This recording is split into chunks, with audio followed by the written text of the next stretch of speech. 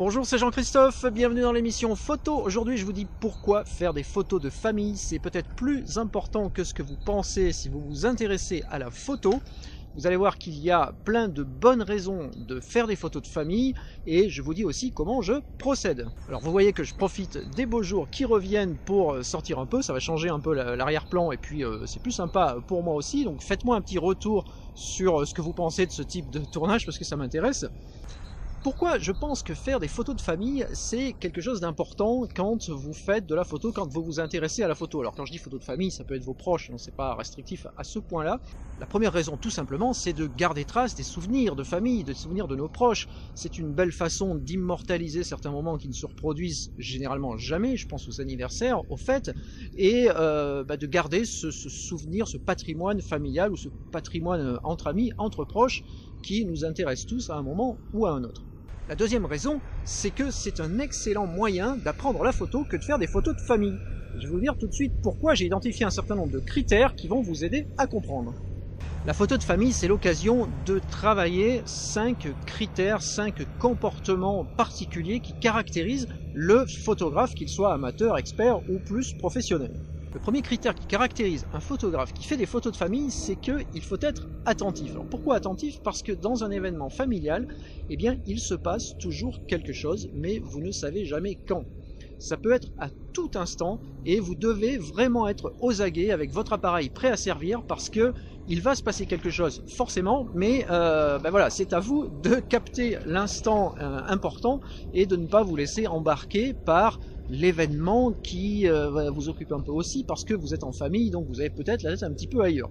Quand vous faites des photos de famille, soyez malgré tout très attentifs parce que c'est ce qui va faire la différence entre quelques bonnes photos de vos proches et les photos quelconques que tout le monde arrive à faire avec son smartphone souvent ou un petit compact. La deuxième qualité à avoir quand vous faites des photos de famille, c'est d'être réactif. Quand il se passe quelque chose, il faut être prêt.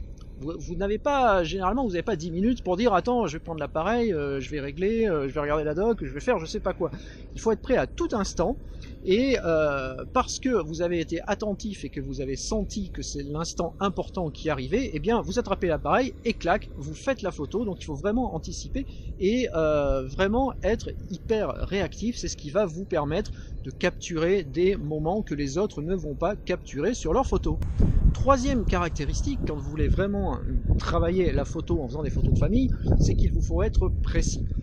Pourquoi précis? Simplement parce que eh bien, vous allez photographier des gens qui vous sont chers, généralement, donc vous ne voulez pas les montrer sous un angle qui pourrait peut-être les désavantager, alors même si ça reste en famille, c'est pas toujours agréable.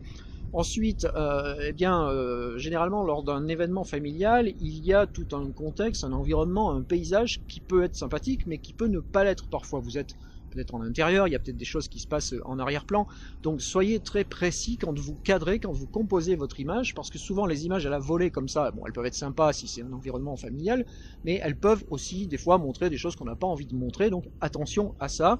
Quatrième caractéristique quand on veut apprendre la photo par le biais de la photo de famille, c'est le fait d'être organisé. Organisé, ça veut dire que vous avez le bon matériel au bon moment, avec les bons accessoires le cas échéant. Si vous savez que vous allez être dans une soirée en intérieur et qu'il y a très peu de lumière par exemple, est-ce que vous avez le bon objectif qui ouvre bien? Est-ce que vous avez peut-être un flash qui va vous permettre de mettre une lumière d'appoint? Est-ce que vous avez toutes les cartes mémoire nécessaires et suffisantes? Est-ce que vous avez bien pensé à recharger la batterie? Toutes les choses que souvent on oublie un petit peu parce qu'on est dans, vous voyez, dans cet esprit, c'est une fête familiale, je prends le sac comme ça, on verra bien ce qu'il y a dedans et puis je pars faire la fête, on part rigoler et on oublie qu'on est aussi parti pour faire des photos.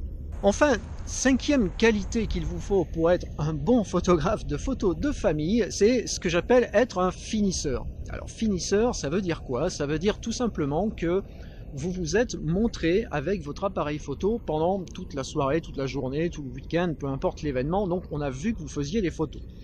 Et inévitablement, qu'est-ce qui va se produire? Eh bien, on va vous réclamer ces photos.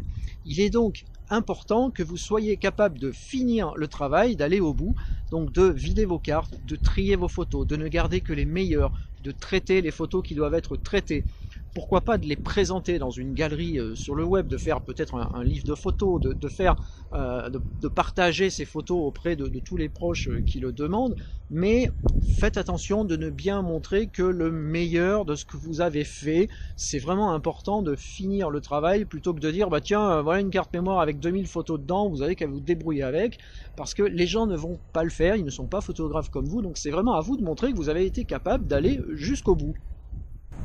Au-delà de ces 5 qualités, j'ai relevé aussi 6 points qui vont vous permettre de faire de meilleures photos et d'apprendre surtout la photo quand vous faites des photos de famille.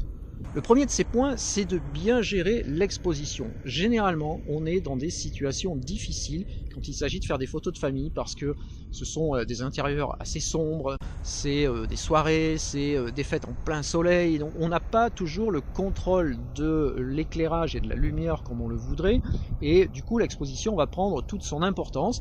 D'autant plus, n'oubliez pas que vous allez probablement faire beaucoup de portraits et qu'il n'y a rien de pire qu'un portrait qui est mal exposé. Si la figure est complètement brûlée parce que la personne a pris un grand coup de soleil et puis que vous n'avez pas suggéré l'exposition correctement, ou bien si au contraire elle était dans l'ombre et qu'elle est toute noire sur la photo, eh bien faites attention à ça, donc travaillez bien l'exposition, mais vous voyez qu'en contrepartie, eh bien, le fait de vous entraîner à faire toutes ces photos-là va vous permettre justement après de mieux comprendre et de mieux régler l'exposition sur toutes les photos qui ne seront pas des photos de famille.